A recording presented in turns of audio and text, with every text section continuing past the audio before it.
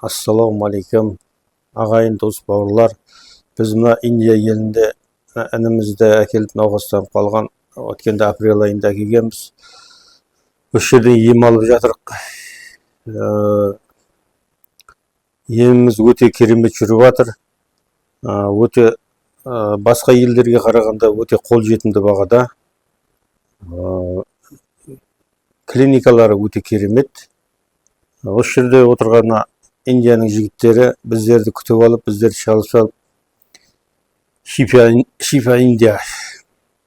Осы жігіттерге хабарласып, Индия елінен келіп осындай науқаспен енді қандай науқастың түрлерін бәрін емдей береді. Соның үшін досымыз онкология емімен емделіп жатырмыз. Екінші рет химия алып, енді бүгін Алла қаласа елге қайтайық деп отырмыз. Өте керемет результаты. Келгенде жағдайымыз өте нашар болған, қазір жақсы. Өз аяғымен, өз қабілетіме сөйлей алып, өз аяғымен жүреді, Аллаға шүкір, өзі мініпсе болды. Сіздерге де науқастанып жүрген азаматшалар, осы елде осы Шифа Индия жігіттеріне хабарласып, осы жаққа келіп ем алуларыңызды сұраймын. Сұрағанда жалынып отқан жоқпын, енді өте результат керемет болғасын айтып жатырмын.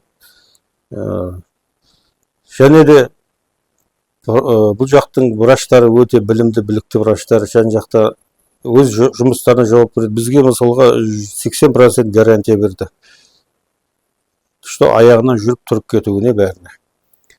Хорош, өте жақсы. Сіздерді де осы жаққа келіп енді ем алуларды сұраймын. Енді өте қолжетімді болды. Басқа елдерге қарағанда енді өте қолжетімді. Келіп ем алыңыздар. Бұл жігіттер өздері күтіп алады, гостиницасы бар.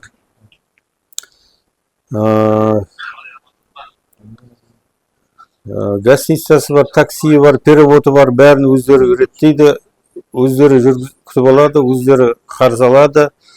Ақшаларыңызды өздері рупиға ауыстырады, немесе өз жағы клиникадағы келісімді бағаларын төлейтін. Өздері қастарыңызда төлеп, шот оплатасын бәрі көз алдыңыздарда төлеп, өздері перевод жасап.